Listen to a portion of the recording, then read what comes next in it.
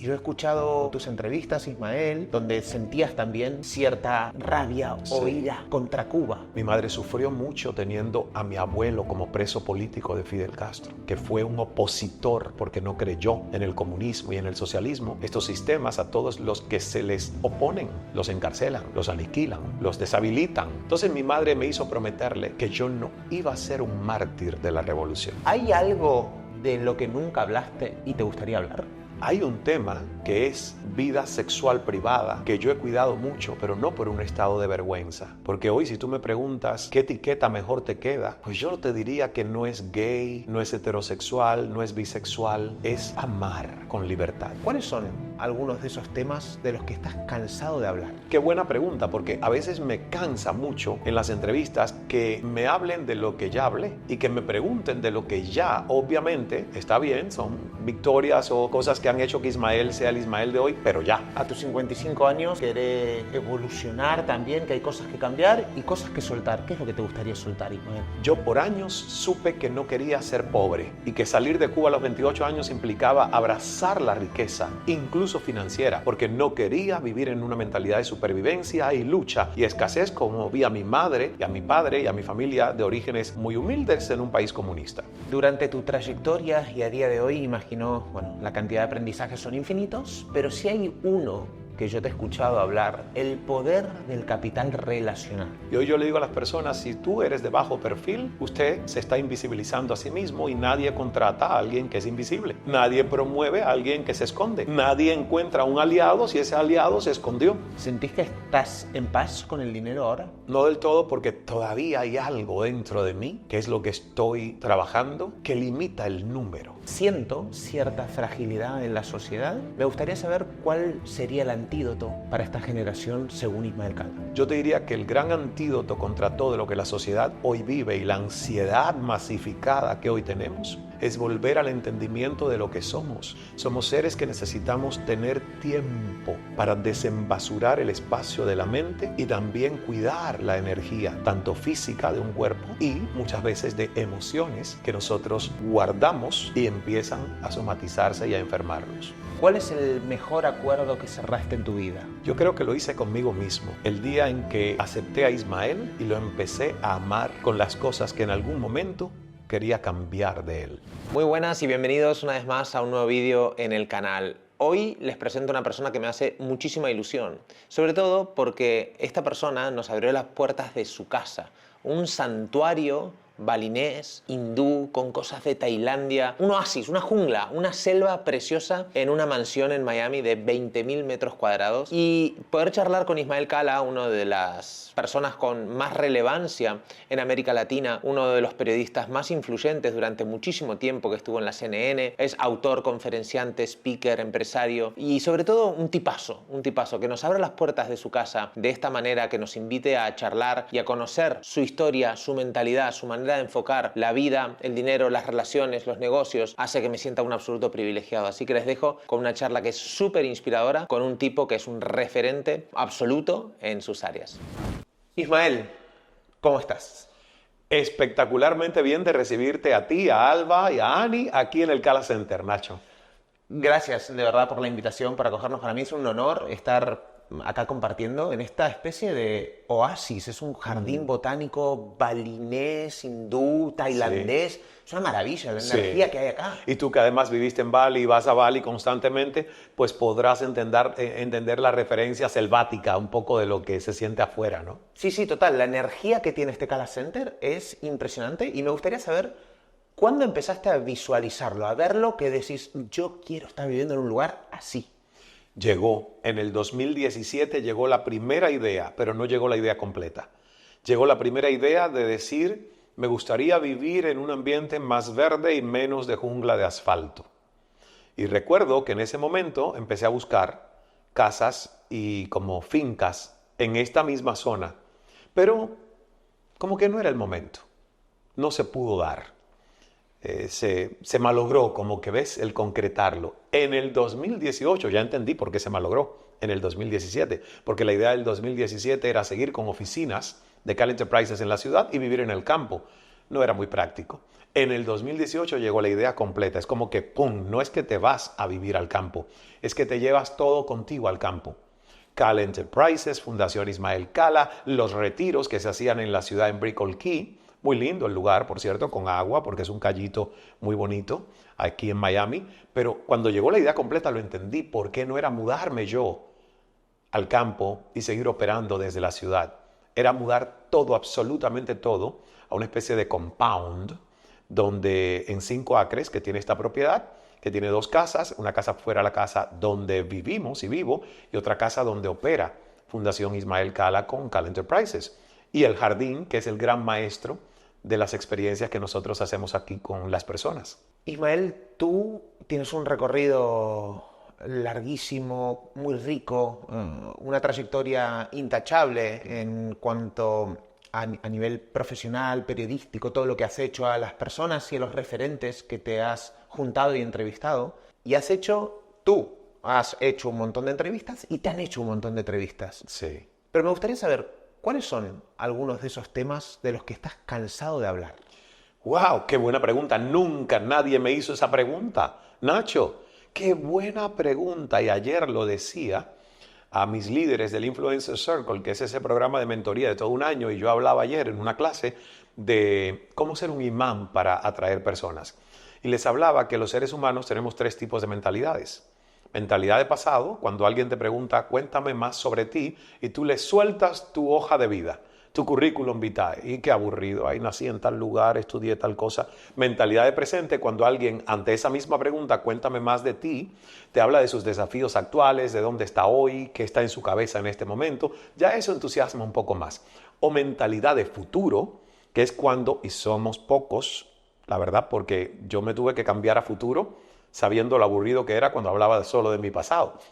Mentalidad de futuro es cuando tú le dices a un ser humano, cuéntame sobre ti, y te dice, pues me voy a Bali en 2 semanas y me entusiasma llegar a Bali.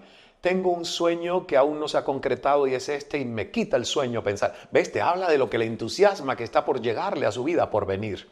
Entonces, realmente yo estoy cansado de que me pregunten tanto sobre cosas de mi pasado, aunque fueran gloriosas, como mi paso por CNN y las grandes entrevistas que eso me permitió hacer. Pero la verdad, yo hace 8 años dejé ese ciclo de mi vida, ¿ves? Entonces yo no vivo de los laureles pasados. A mí me entusiasma mucho lo que hoy hago y sobre todo lo que no he conquistado aún y todavía no he logrado hacer. Entonces, qué buena pregunta, porque a veces me cansa mucho en las entrevistas que me hablen de lo que ya hablé y que me pregunten de lo que ya, obviamente, está bien, son victorias o cosas que han hecho que Ismael sea el Ismael de hoy, pero ya, son parte del pasado. Ahí me entusiasma mucho la ley de la verbalización, que es que me pregunten sobre lo que está en mi mente que aún no está manifestado, para darme la oportunidad de decirlo en voz alta y que cada vez esté más cerca. ¿Ves? Y es un ejercicio verbalizar. Así que, primera vez que respondo una pregunta porque es la primera vez que me la hacen. Pues mira, esto sirve para la gente que se quiere preparar una entrevista con Ismael Cala, que aproveche esto y tome notas de lo que dijo Ismael. Sí, porque si no, tendré que hacerme como que no me aburre contestar la misma pregunta, ¿verdad? Porque uno es amable, pero al final tú quieres hablar de otras cosas. Ayer vi tu despedida de CNN y voy a parafrasear una frase que dijiste que a mí se me ponen los pelos de punta. Con lágrimas en los ojos, emocionado, vi un Ismael que me encantó esa claridad que tenías, pero dijiste algo así como, no es un adiós, es un hasta luego, y me voy para construir programas, formaciones, retiros, libros. Y pocas veces vi algo que diga, wow, en 8 años este hombre, todo lo que ha dicho, lo ha plasmado. Y más de lo que pude imaginar, la verdad. Exacto. Sí.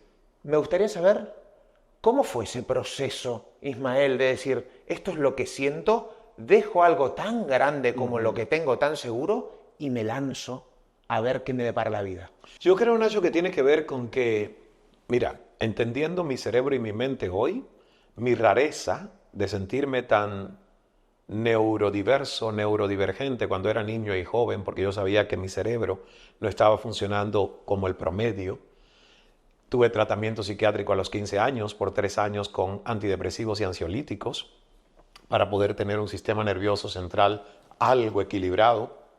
Esa rareza de Ismael de atreverse a ser intrépido y dejar sus propios éxitos atrás, porque le entusiasmaba volver a empezar, aunque llevara el esfuerzo del principiante, eso es lo que hoy yo celebro. Y eso es lo que hace 8 años, una vez más, ya siendo adulto y con toda la presión social de gente muy cercana que me decía, es un suicidio lo que estás haciendo, nadie abandona un éxito, nadie dejaría y cedería el poder que tienes tú en una cadena continental y con el éxito que tienes. Y yo me di cuenta que es verdad, que era algo que no todo el mundo está entrenado para hacer. Pero yo sentía algo intuitivamente en mi corazón que decía, vas a crecer mucho más si te atreves a abandonar este éxito. Va a costarte a acostumbrarte a que tu ego va a sentir el vacío de lo que dejas, porque lo sintió. Por más de 2 años yo sentía que había abandonado mi carrera, que me había quedado sin trabajo y tenía más cosas que hacer que antes. Pero como no tenía la rutina, costó mucho. Para mí es un entrenamiento que lo sigo haciendo hasta hoy. Es decir, ¿dónde está la próxima prueba evolutiva para que Ismael no siga siendo el ser humano que hoy es y pueda someterse a un proceso de dolor y fractura, como ocurre en el jardín, y pueda nacer algo nuevo y pueda volverse a reinventar? Entonces, es parte de lo que yo me he entrenado para hacer. Entender que no soy un evento, que no soy un producto terminado, que como mismo cambio este iPhone cada 1 año o el Samsung o cualquier otra marca de un teléfono inteligente, estamos hipotecados a un proceso de que esto no nos durará toda la vida. Yo tengo que verme a mí, a mi cerebro, a mi mente, como un producto que no está terminado, como un producto que debe recibir actualizaciones y que debe crear vacíos. Porque para que entre algo nuevo, tú tienes que posiblemente dejar ir cosas que ya caducaron y files y archivos. Es un entrenamiento. Y hoy yo te digo, el 2025 para mí, teniendo 55 años que cumplo ahora este 8 de septiembre, el 2025 es un año de cambios, porque yo no quiero seguir siendo la misma persona que soy. Siento que hay potencial y capacidades escondidas que todavía no me he atrevido a desarrollar y a explorar. Y eso significa que como mismo cuando cae un coco de una palmera, ¿ves? Un coco tiene una cáscara tan fuerte que hay que abrirla a machete para sacarle el jugo y la masa. Sin embargo, mira qué interesante si ese coco cae en la tierra, a los pocos meses echó raíz o a los pocos días, y luego la plántula tierna, el brote, es capaz de romper el coco desde dentro. Porque nosotros estamos diseñados para que el cambio nos fracture y algo nuevo salga en una expresión diferente de lo que somos. Al ser humano le cuesta eso. Le cuesta entender que hay dolor en todo lo nuevo que nace, como mismo tú y yo salimos del vientre de una mamá que tuvo que sufrir y pujar para vernos nacer. Decís que a tus 55 años querés evolucionar también, que hay cosas que cambiar y cosas que soltar. ¿Qué es lo que te gustaría soltar, Ismael? Me gustaría soltar todavía el miedo a la riqueza sin límites, porque me descubrí hace 1 año y medio que tenía una creencia, y tú eres experto en esto, y tenía una creencia sobre el dinero que yo dije, ¿cómo he sido capaz de repetirme esto?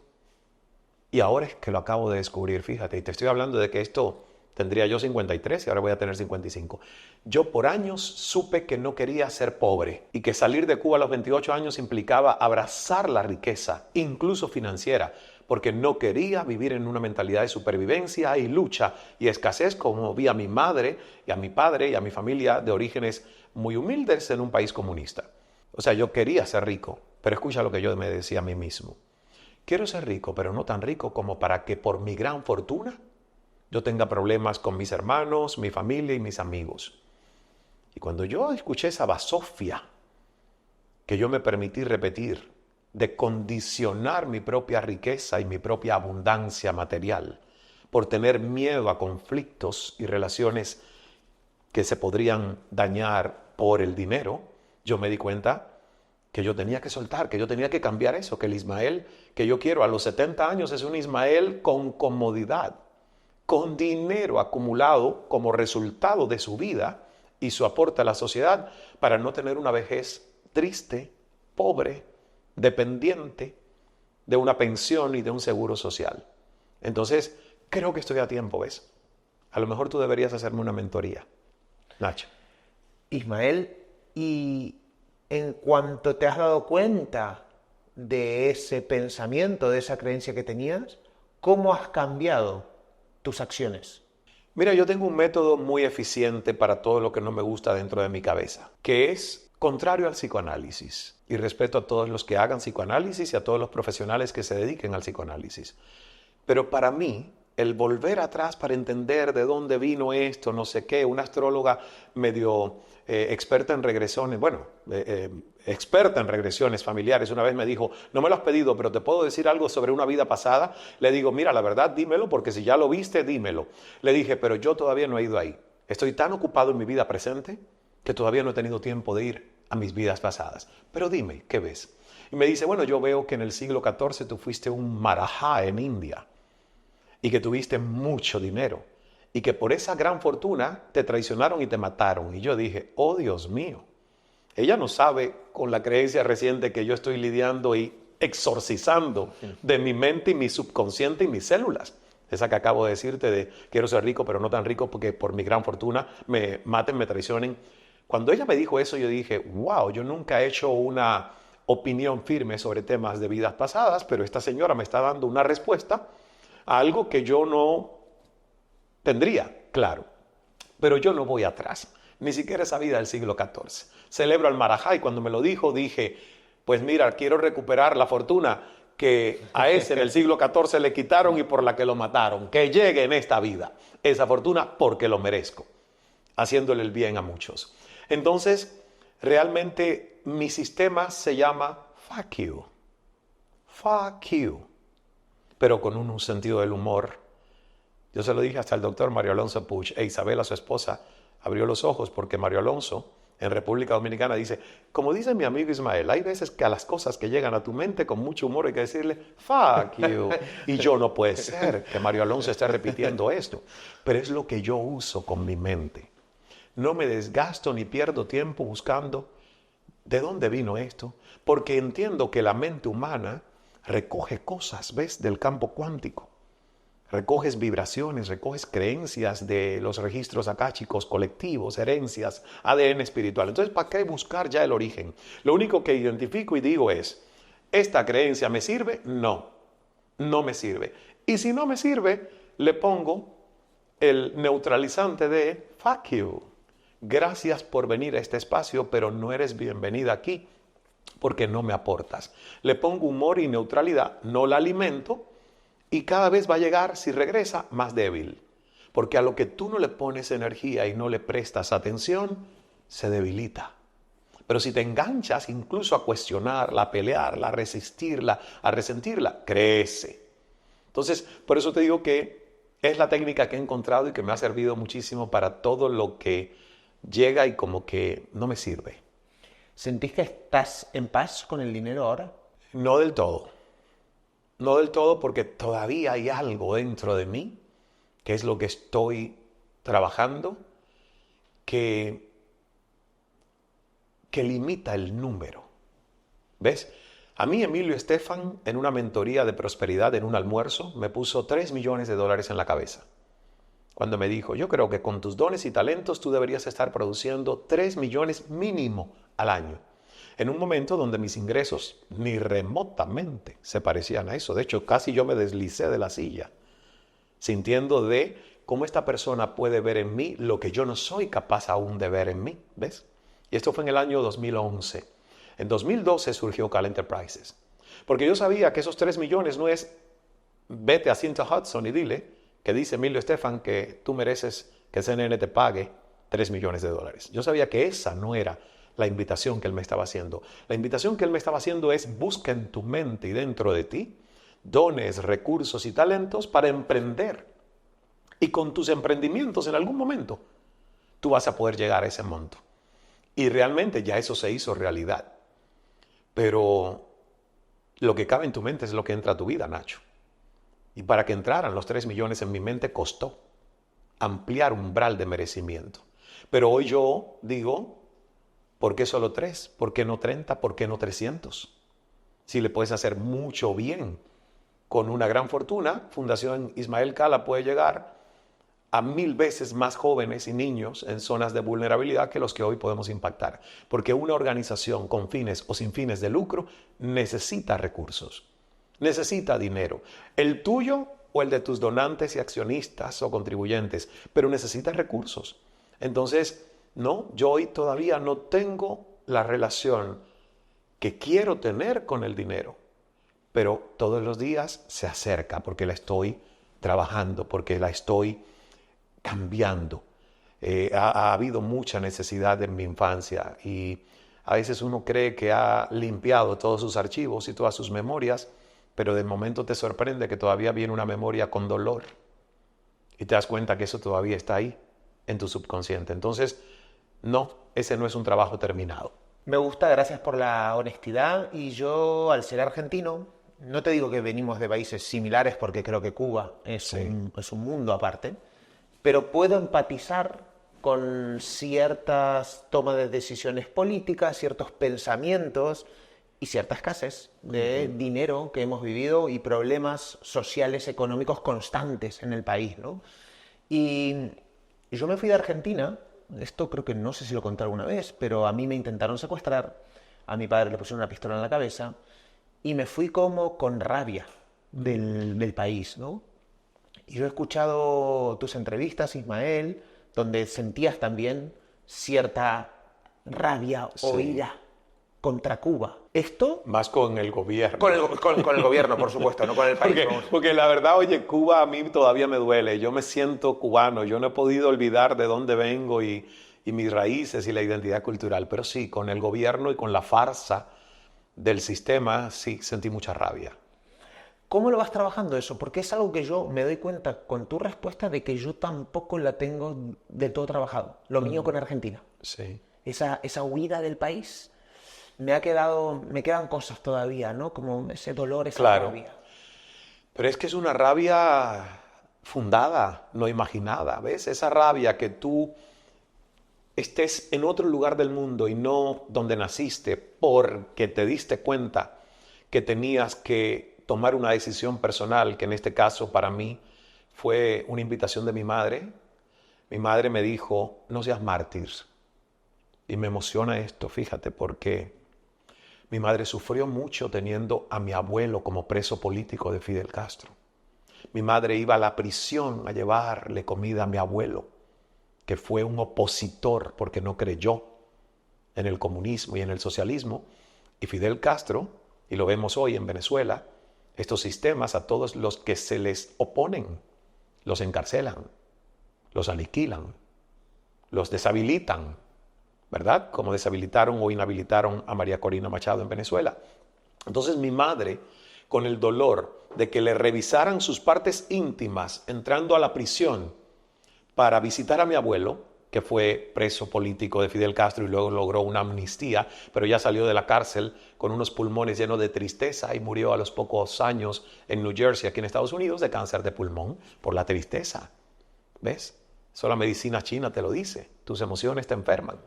Entonces mi madre me hizo prometerle que yo no iba a ser un mártir de la revolución. Yo creo que esto lo he contado, o creo que no lo he contado. Y me emociona porque fue una promesa que yo le hice a mi mamá. Ella me dijo, yo voy a ayudarte para que tú salgas de Cuba. Pero por favor, sal, no seas un mártir, porque a tu abuelo le costó la vida. Y además nosotros sufrimos de que los pocos años que mi abuelo vivió acá, el gobierno cubano no le permitía a los familiares que vivíamos en Cuba escribirse o tener contacto con expresos políticos.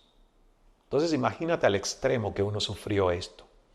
Entonces la rabia que uno puede sentir estaría fundada y no imaginada. Y digo esto porque en el exilio histórico cubano hay rabia, pero tú no puedes quedarte con la rabia por dentro.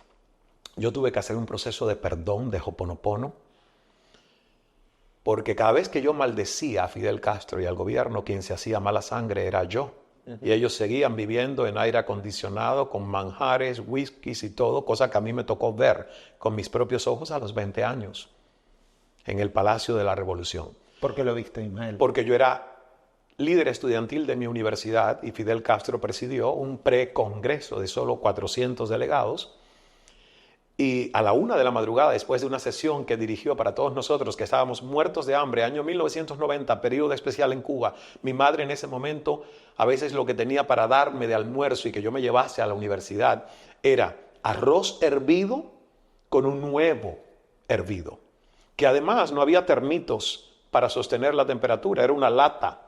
Y con el sol y el calor, a la 1 de la tarde, a mí me tocaba abrir esa lata y decidir si el huevo estaba lo suficientemente putrefacto como para no comérmelo y quedarme sin comer, y el arroz descompuesto, o si corría el riesgo de ese día comérmelo porque me iba a dar dolor de cabeza del hambre a las 10 de la noche estudiando. Esa era mi realidad. Y esa noche, en el Palacio de Gobierno, Fidel invita a una recepción a todos nosotros, y allí había de todo, Nacho. Allí no faltaba nada: pastas, sabores, carnes, whiskies, helados, postres, y yo dije, wow, y este es el comunismo, y esta es la gran mierda de que todos somos iguales y a cada quien el gobierno va a ser el garante de sus necesidades y sus capacidades. A los 20 años yo dejé de ser el joven que creyó en el comunismo, porque yo creí en el sistema porque nací en él y nunca viajé. ¿Qué comparación exterior yo tuve en mi vida que por 28 años no salí de ese país? Y los medios oficiales todos tenían un único discurso. Entonces, esa fue la promesa que yo le hice a mi madre. Y yo salí con 28 años de Cuba y tuve que purgar la rabia. La rabia incluso de que en el 2002 yo llegara a Santiago de Cuba en un avión el 20 de diciembre del 2002 y no me dejaran entrar a mi país. Y ver a mi abuelita ya con inicios de Alzheimer detrás del cristal en el aeropuerto y a mi familia esperándome y yo no poder entrar al país porque a ellos les dio la real gana de no dejarme entrar y yo me tuve que voltear en el mismo avión de Air Canada que se iba solo con la tripulación. ¿Pero estabas en medio de una lista negra, por ejemplo? Fue una revancha porque cuando yo salí de Cuba ya yo era un personaje conocido. Hacía radio, televisión nacionales y como habían 2 canales de televisión, ¿quién no conocía a la gente que trabaja en televisión? O sea, y a los que hacen radio. Entonces, para mí fue una revancha, fue un castigo de decir, desertaste, te quedaste, nos engañaste, quedándote en Canadá, pues ahora vas a sufrir. Y a mi madre le hicieron sufrir un abuso psicológico enorme. Su hijo es un traidor, su hijo es una apátrida, su hijo es un gusano. ¿Y quién se lo decía eso? Desde los vecinos hasta personas que tocaban la puerta para encargarse de decirle esto. O sea, el sistema de la Revolución Cubana es un sistema de una altísima represión psicológica, de un adoctrinamiento, de un lavado de cerebro. Imagínate que en Toronto yo tuve pesadillas por casi un año de que 4 agentes de la seguridad del Estado cubano llegaban mientras yo dormía, me levantaban cada uno por las manos y los pies y me deportaban a Cuba. Y me levantaba con las pesadillas. Un año, tú sabes lo que es un año para que un ser humano. Imagínate cómo es la represión psicológica que nosotros estando en Cuba para hablar de Fidel o hablar del gobierno, bajábamos el tono y la voz. Y yo llevaba meses o un año en Toronto y cuando alguien me preguntaba sobre Cuba y el comunismo, ¿qué hacía yo? Bajar el tono de voz. ¿Por qué? Porque en Cuba nos teníamos que cuidar de que tú no sabías quién podía delatarte. Entonces, yo decidí que yo no podía vivir con eso. Y hoy siento paz. Hoy yo ya no siento rabia. Hoy siento indignación por la mediocridad en la que viven mis conciudadanos en la isla, por la pobreza en la que viven de espíritu y también material. Pero rabia ya no, porque cuando tú sientes rabia y te indignas, tu sangre es la que hierve y el veneno te lo estás consumiendo tú. ¿Y a día de hoy puedes volver a Cuba sin problema? No creo. Yo fui en el 2019 porque el gobierno en el 2016 escuchó unas declaraciones mías en CNN, creo que les dio mucha vergüenza escuchar lo que dije, y me invitaron. Después que yo conté públicamente la humillación que me hicieron sufrir cuando no me dejaron entrar, teniendo yo todo pagado y en regla. Y yo fui en el 2016 y volví en el 2019 a ver a mi gran mentora de vida, Nilda G. Alemán, quien me inició en la radio, por quien soy comunicador. Y después del 2019 llegó la pandemia y nunca más he ido, y ahora con mis últimas declaraciones no creo que soy bienvenido en Cuba. Porque en una entrevista reciente dije que a mí me gustaría, si es el plan de Dios, ser un próximo presidente de Cuba. Y lo dije porque un joven de 25 años me escribió en Facebook y me puso eso en mi cabeza, que parecía una idea loca. Oye, a mí me gustaría que tú seas el presidente de Cuba. Y yo, pero este está borracho, que se fumó. Nunca en mi vida he querido la política, al contrario, he rechazado la política. Pero la carta de él decía cosas tan sólidas de lo que él, como joven viviendo en Cuba, cree que merece el país y que merecería el país, que yo dije, esto es una posibilidad si la vida la lanza a mí, no porque yo la esté buscando, porque no me interesa. Pero también es una invitación, como líder que soy, a decirle a los jóvenes y a las personas que les va bien en la vida, si tú no te lanzas al servicio público, y puedes hacerlo, y podrías hacerlo y someterte al escrutinio que eso lleva, no te quejes de los gobernantes que nos tocan. Porque entonces todos estamos dejando el vacío para que solo la gente que quiere hacer política porque le sirve hacer política, llegue a esos espacios. Es fácil estar en lo privado. Entonces, por eso, por conciencia, abrí ese espacio, ¿ves? No porque realmente me interese, pero solo porque hay que decir, si tú quieres servir, ábrete a la posibilidad de servir y que la vida decida por ti. Te plantó una semillita que no estaba ahí. Veremos. ¿No? Sí, veremos. Veremos. Volviendo a esa pregunta del inicio, ¿hay algo de lo que nunca hablaste y te gustaría hablar? Mira, la verdad que yo creo que yo he hablado de todo, y sobre todo en los eventos. Hay un tema que es vida sexual privada, que yo he cuidado mucho, pero no por un estado de vergüenza. Porque hoy, si tú me preguntas qué etiqueta mejor te queda, pues yo te diría que no es gay, no es heterosexual, no es bisexual, es amar con libertad y tener la opinión de que tus propios condicionamientos por etiquetas sociales no te limiten a que tu expresión de amar mañana cambie de forma. ¿Ves? Ahora, ¿qué sí he cuidado durante mi carrera? He cuidado que con quién duermo y con quién habito no sean los titulares de tu vida. Porque como he tenido que entrevistar a tantas personas que en busca de fama abren su cama,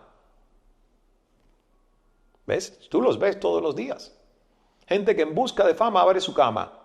Una vez que tú abres ese espacio, ya nada queda privado en ti. Y qué fastidio que tú no tengas ningún lugar donde tú puedas decir, he cerrado la puerta y algo quedó de mí, que es privado. Pero sí quiero que quede constancia que no es por un estado de vergüenza, porque con esa lidié por muchos años en tema de identidad sexual y ya eso fue superado hace mucho tiempo. Es simplemente que como a mí no me gusta y no he tenido la necesidad de vender exclusivas de bodas, matrimonios, ni nada de eso, pues entonces te reservas el espacio de que haya algo en ti que se mantenga como un espacio de un ciudadano normal. Yo el otro día le hacía un chiste, por cierto, argentino, a mi amigo Dani Mañas, porque vino conmigo a un supermercado y a una licorería. Y yo le decía a Dani, estoy simulando que soy una persona normal. No recuerdo la última vez que entré a un supermercado a comprar mi propia comida, porque tengo, gracias a Dios, ayuda que me hace la vida más fácil. Yo no limpio mi casa, yo muchas veces no tiendo mi cama, yo no voy al supermercado. Pero qué bonito que un día tú sientas que tienes el espacio de hacer algo que hacen la mayoría de las personas en este planeta y que sientas eso. Entonces, para mí es ese espacio de decir, wow, Ismael puede tener algunos momentos donde no es una persona tan expuesta públicamente, sino que puede tener unos momentos de ser una persona privada. Porque la fama en exceso te quita libertad. La gente piensa que la fama te da poder. Yo lo que he descubierto es que la fama a mucha gente le ha quitado un tesoro, que es tener libertad. Entonces, yo cuido que eso sea como un límite, ¿ves? Donde tú tengas espacios donde sientas que eres persona y no solo personaje. Como estás viendo en el vídeo, Ismael es una de las personas que tiene muchísima autoridad y muchísima relevancia e influencia de marca. Estos atributos se trabajan a conciencia. Pues bien, tengo un audio de regalo en el que te comparto 24 claves, herramientas y estrategias para elevar tu autoridad de marca, para tener más influencia, llegar a más personas y abrir nuevas oportunidades. Así que te dejo abajo en la descripción el link para que puedas descargarte totalmente gratis un audio que te puede ayudar muchísimo con tu marca personal. Estamos en una época, a mi modo de ver, donde hay cierta fragilidad en muchísimas personas, que se habla, ¿no?, de esta generación de cristal, y que muchos, por más que no seamos de esa generación, creo que también nos vamos contagiando. A la mínima, al menos en España, pues hay una baja por depresión, te la recetan y te la dan así nomás, con los problemas que conlleva eso para las empresas, los empresarios, incluso la persona también. Sí. A terapia, en fin, siento cierta fragilidad en la sociedad. Me gustaría saber cuál sería el antídoto para esta generación según Ismael Cala. Nosotros hemos quedado huérfanos de sabiduría. Estamos llenos de conocimientos, pero huérfanos de sabiduría. ¿Y qué es la sabiduría? El autoconocernos. Como decía Sócrates, conócete a ti mismo para que puedas cuidar bien de ti. Hay gente que no se ha dado el espacio de conocerse, que opera solo desde la mente, que no baja su centro de comando de la mente al corazón, que es más sabio que la mente, y sufre mucho. Y sufre innecesariamente, porque la mente siempre te compara con otros. La mente siempre se va al espacio de defenderte para darte importancia social frente a otros, y es una necesidad humana, pero el corazón es el espacio donde tú vas en búsqueda del silencio, del sosiego, de la paz, de la armonización. Mientras Ismael vivió desde su mente, sufrió demasiado. De hecho, tuvo depresión, vaivenes emocionales, porque si alguien no le aplaudía, Ismael se sentía perdido. Si alguien no le decía, qué bien lo hiciste hoy, el día terminaba y no se sentía un éxito, ¿ves? Vivía en una constante validación externa, validación social. Y eso nos lleva a la depresión. Pero si tú empiezas a entrenar el corazón, y el corazón es el refugio, ahí siempre va a haber un espacio de conciliación, de armonía, de amor y de paz. Y esto llegó a mi vida ya cuando lamentablemente yo había sufrido muchos episodios que me habían llevado, vuelvo y te repito, hasta un psiquiatra. En una historia de suicidios de la familia, abuelito, tía, papá esquizofrénico, y nosotros 3 hijos de la misma madre y el mismo padre con un ADN comprometido y una genética comprometida, neuroquímicamente hablando, en un cerebro que los 3 hemos tenido episodios, ¿ves? Nosotros como 3 hermanos, los 3. Y yo hablo con total sinceridad porque mis hermanos han entendido que nosotros no podemos sentir vergüenza sobre lo que nos tocó, sobre lo que somos. Es parte de como alguien que en vez de depresión lidia con temas de rodillas, temas de riñones, temas de cualquier otro órgano o zona del cuerpo. Ahora, todo lo que tiene que ver con salud mental y emocional tiene que tener un antídoto en prácticas diarias de limpieza y desembasurar el espacio de la mente, que no lo hacemos y no ocurre si no lo hacemos nosotros, porque se nos dio libre albedrío, autonomía. ¿Ves? Ni siquiera Dios, para los que creemos en Dios, es responsable de limpiar tu mente, porque en la Biblia te lo dicen. La renovación de la mente es tu salvación, la renovación de la mente es tu prosperidad y tu fortuna. No lo puede hacer Dios por ti, aunque seas creyente, católico y hasta en la mente del Papa. El propio Papa tiene que hacer su trabajo como humano, en alianza con la intervención divina, de renovar su mente, porque somos humanos. Entonces, yo te diría que el gran antídoto contra todo lo que la sociedad hoy vive y la ansiedad masificada que hoy tenemos es volver al entendimiento de lo que somos. Somos seres que necesitamos cuidar nuestra energía vital, que es el espíritu. Somos seres que necesitamos tener tiempo para desembasurar el espacio de la mente y también cuidar la energía, tanto física de un cuerpo, que nos da información y no lo escuchamos, y muchas veces de emociones que nosotros guardamos y empiezan a somatizarse y a enfermarnos. Realmente desde que yo entendí eso, yo soy una persona que no solo vive mucho más en paz, sino que visita mucho menos a un médico. Y gracias a Dios, aquí no hay madera porque todo es metal, pero bueno, celebro que no recuerdo cuándo fue la última vez de una hospitalización. Y mira el ritmo de vida que yo llevo, que no es tan fácil, ni es en un monasterio todos los días sentadito, ¿verdad? Orando y meditando, no. Pero creo que hay un suficiente equilibrio entre la agitación con la que vivo hacia afuera y los momentos de rituales de calma, paz, que tengo todos los días para cuidar hacia adentro. Yo creo que ese es el balance que nos falta en Occidente. ¿Cuál es la kriptonita de Ismael? ¿Qué te drena? Me drena cuando los seres humanos no están conectados con la luz. Y un español vino hace poco a El Negocio de Ser Tú.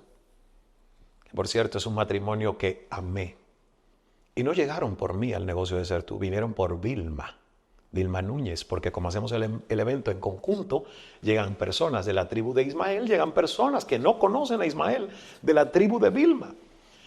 Y yo siempre hablo y en todos mis eventos empiezo haciendo lo que yo llamo el laxante express, que es asegurarme que las personas salgan de su mente y entren a la luz. Y la luz es fácil de reconocerla en un ser humano porque hay liviandad de espíritu, hay buen humor. Entonces yo siempre le digo a las personas que se miren y busquen a otro y pregunten, ¿estás estreñida? ¿Estás estreñido? Y la gente se ríe. Y la segunda pregunta es, ¿cómo te puedo ayudar a evacuar? Y hablo de los estreñidos. Y esta persona vino y me dijo, mirándome a los ojos, de hecho me emocionó y me sacó lágrimas, y la esposa estaba al lado, españoles, viven en Madrid. Y me dijo, por favor te pido, trabaja para los estreñidos. No nos excluyas a los estreñidos. Yo me considero un estreñido, pero la mayoría de los estreñidos que somos estreñidos no lo somos porque queremos serlo, sino porque no hemos sabido cómo no serlo. He conectado contigo, he llegado aquí por Vilma, hoy soy ultra fan tuyo, gracias por lo que nos has dado, pero no nos excluyas a los estreñidos. Mira, yo empecé a llorar, Nacho, porque la verdad me di cuenta que ninguna persona en este mundo no quisiera estar del lado de la luz. Simplemente su historia de vida, lo que le sucedió, la educación que recibió al mismo tiempo, quizás lo apartó de ese camino, de la luz y la liviandad, y no sabe, no encontró todavía el secreto de cómo ir hacia allí. Entonces a mí me drena, pero he aprendido a ser más compasivo. Cuando yo siento que la vibra de un ser humano no es una vibra bonita y positiva y está retorcida y tóxica. Me drena porque toma un esfuerzo colocarte en una vibración alta. No es gratuito. Por lo menos para mí toma un tiempito de meditación, baño en el jardín, escuchar mantras, cantos gregorianos que eleven la vibración. Yo me cuido de no escuchar a Bad Bunny. Podrá ser el artista más premiado del mundo y está muy bien. Y celebro su fortuna, pero su vibración no aporta nada a mi propósito de ir hacia la luz. La letra de sus canciones no aporta absolutamente nada en el interés que tiene Ismael de vibrar en la luz. Entonces, yo viajo con audífonos, porque cada vez que puedo bloquear cosas que a mis oídos no deberían llegar, en un avión, en un tren, en un autobús o donde sea, pues yo escucho lo que tengo que escuchar para mantenerme en esa vibración. Te drena cuando tú tienes personas que quieran o no estar en una vibración muy baja. Sin embargo, yo escogí esto. Yo escogí acompañar a esas personas. Es más fácil que te lleguen personas en alta vibración porque lo que vamos a hacer es una celebración, es una orgía de celebración. Es más difícil cuando te llegan personas que no se han dado cuenta que se han convertido en víctimas, que viven desde su excusitis infinitus, de justificar sus límites. Entonces, Si uno escoge un camino como este de acompañar a personas es porque quieres pruebas evolutivas y no siempre vienen desde la luz. Muchas veces llegan desde la oscuridad para tú encontrar más luz y acompañar a esas personas a que puedan encontrar vías de acercarse a la luz. Durante tu trayectoria y a día de hoy, imagino, bueno, la cantidad de aprendizajes son infinitos, pero si hay uno que yo te he escuchado hablar que te ha marcado también, es el poder del capital relacional. Sí. Tú eres una persona que, a mi forma de ver, conecta maravillosamente con otras personas. Eres muy atento con una memoria. Recién estábamos acá y dijiste a ti, a mi mujer se le has dicho, me suena tu cara, tú y yo ya nos vimos. Alba, tú y yo no nos vimos. O sea, tú tienes esa memoria, Sí. ¿no?, de las personas, sabes muy bien cómo relacionarte, creo que tienes una inteligencia relacional brutal.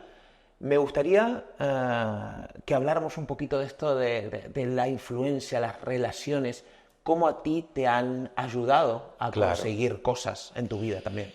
Y qué bueno que tú me preguntes sobre esto porque este es uno de mis grandes diplomados de vida. Porque Ismael era antisocial.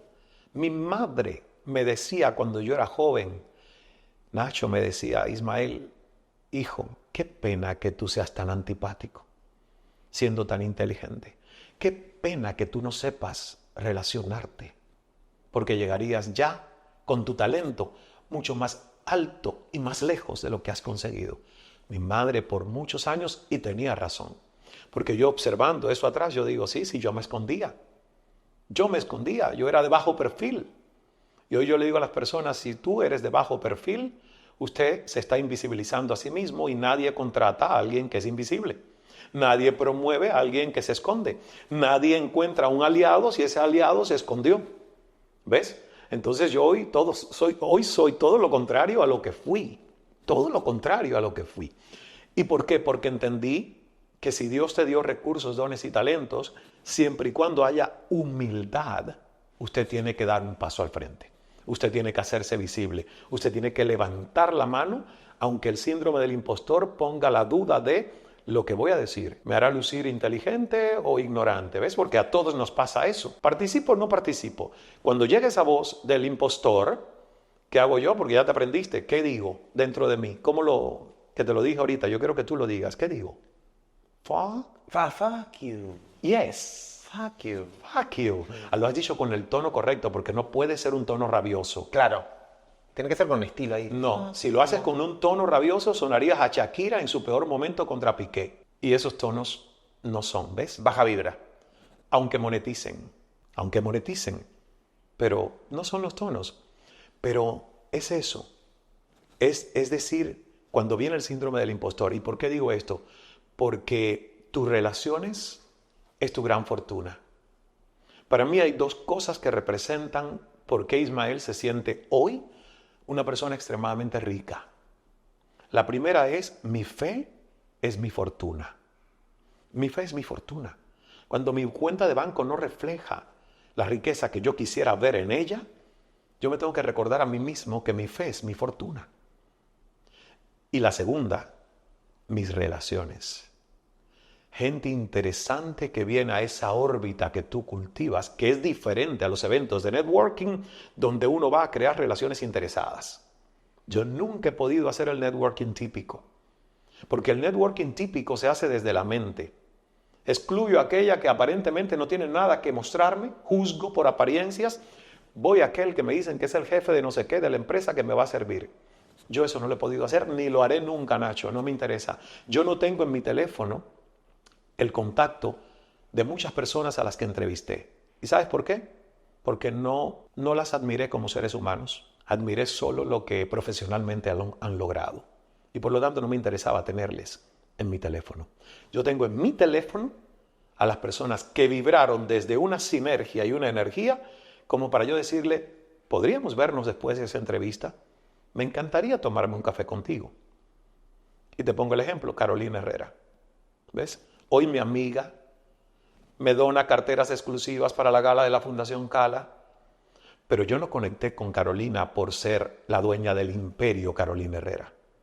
Yo conecté con Carolina porque descubrí que más allá de lo que ella representa, carteras, bolsos exclusivos y vestidos, encontré un ser humano que se me hizo cercano, cálido. ¡Wow! Fue una de las conversaciones que más me sorprendió justamente porque yo la veía a ella como la marca de lujo que es. Y ella está en mi teléfono. Y hoy somos amigos. Entonces, yo creo que cuando tú desde el corazón y no desde la mente que tanto busca intereses propios, logras conectar con seres humanos interesantes, ese es un gran tesoro de riqueza para el resto de nuestras vidas. Para ir acabando, Ismael, preguntas finales, preguntas cortas de respuesta Dale, corta. y respondo corto. Exacto. Tú me has inspirado a hablar.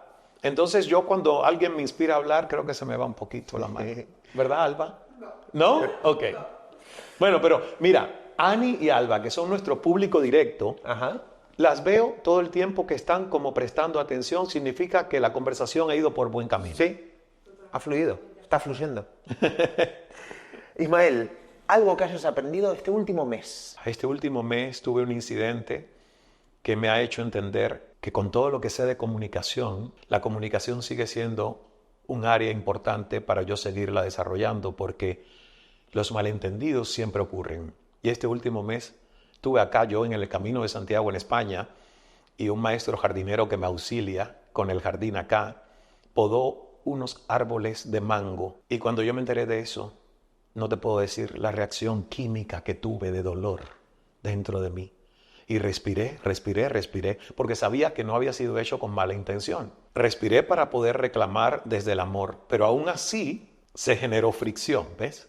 Se generó algo que wow, yo aprecio la contribución de esta persona ya hace 2 años y su equipo acá en el jardín. No aprecio a la poda porque no fue consultada y va en contra de lo que yo como santuario botánico aquí quiero, que es que las plantas crezcan en su máxima expresión, sin que nosotros las mutilemos. Entonces aprendí este último mes que los seres humanos, todos, tenemos que entender que la comunicación es un diseño. Meternos en la cabeza del otro es un acertijo. Y que no te puedes, y esto es lo que aprendí, que no te puedes cansar de repetir tu visión 1 y 1000 veces más. Porque tu visión, para que entre de una forma parecida, aproximada en el cerebro y la mente de alguien más, tiene que ser repetida hasta el cansancio. Porque cada uno de nosotros como seres humanos ve el mundo tal cual es, no tal cual el mundo es. Entonces, eso lo aprendí, es una lección reciente de decir, Ismael, creo que no repetiste lo suficiente tu visión sobre qué es el Cala Center y el Jardín Botánico.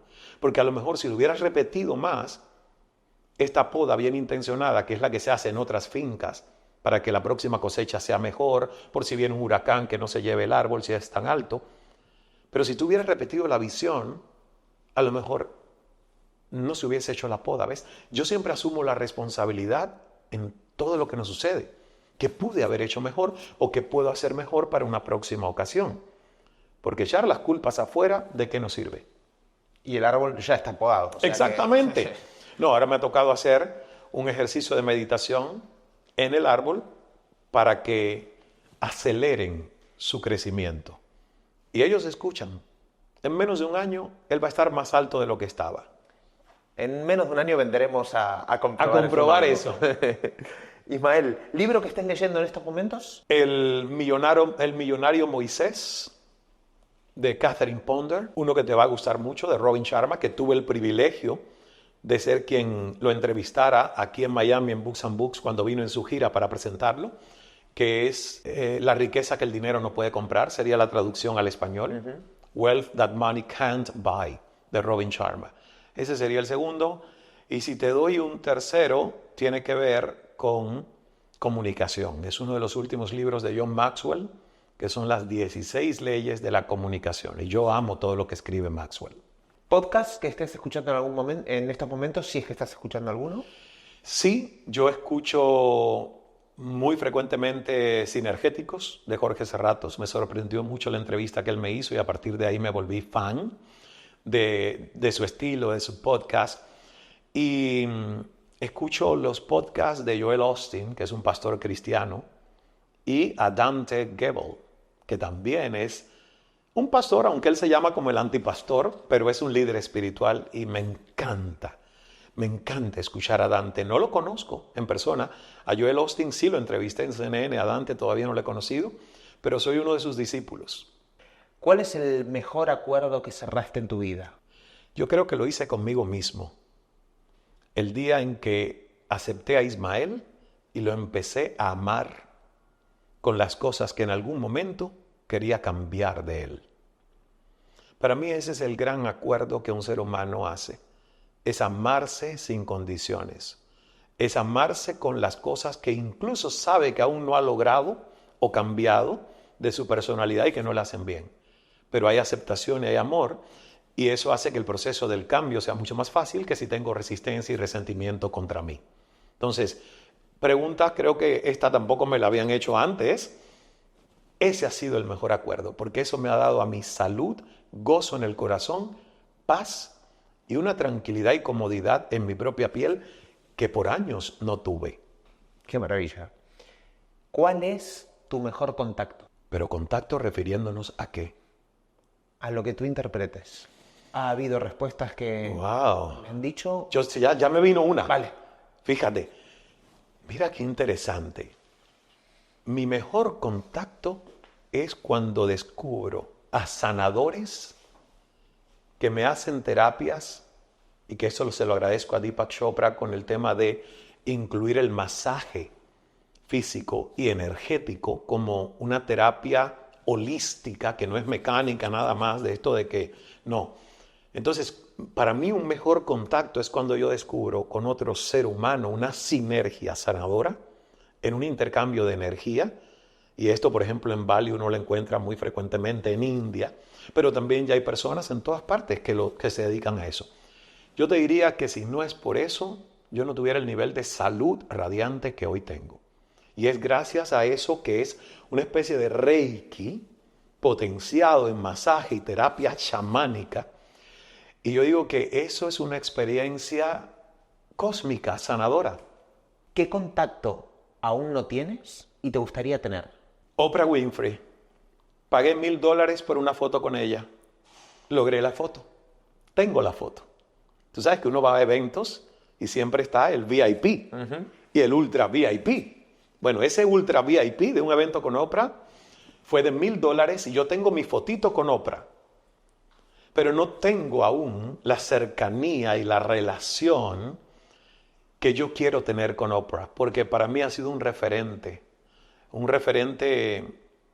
de conducta, un referente comunicacional, un referente de historia de vida, porque yo no puedo tomar un referente de alguien que nació con bandejita de plata, ella no tenía y ahora tiene, hasta de riqueza es un referente, siendo ella la multimillonaria que es, haciéndole bien a los demás con todo lo que ha traído al mundo. Últimas dos.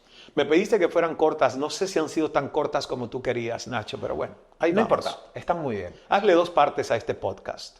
No, haremos la segunda porque me faltó hablar tanto de networking, relaciones, influencia, que ya haremos otra, Ismael. Penúltima, ¿a quién le robarías la agenda de contactos? ¡Wow! Chico, nunca he pensado en eso porque tendría que rezar unos cuantos Ave Marías y Padre Nuestros si le robo la agenda de contactos a alguien. Pero bueno, ya que me lo preguntas, pues mira, yo pensándolo bien, creo que sería a Oprah Winfrey. ¿Por qué? Porque si tú te pones a analizar el entorno en el que ella se mueve, aspiracionalmente es el entorno en el que yo quiero moverme. Entonces, ¿a quién no conocería que le interesaría conocer Oprah Winfrey? A ella. Me has dado una idea. Pues en cuanto entre a su oficina, busco su laptop. Su ordenador personal para los españoles. Exacto. Y la última, si pudieras ponerle una camarita 24 horas a una persona para saber qué hace, cómo vive, cómo opera, ¿a quién se la pondrías? Yo se la pondría a Barack Obama para chequear congruencia y coherencia. Porque es alguien a quien admiro, pero una cosa es que tú admires a alguien a quien no conoces en privado, a puertas cerradas, y solo conoces por sus apariciones públicas y discursos. Y otra cosa es cuando admiras a alguien porque has convivido con esa persona. Porque sabes en sus momentos de sombra y oscuridad que sale. Y todos tenemos esos momentos, porque todos somos seres humanos. Entonces yo le pondría esa camarita a Barack Obama para confirmar si es el ser humano que yo creo que es.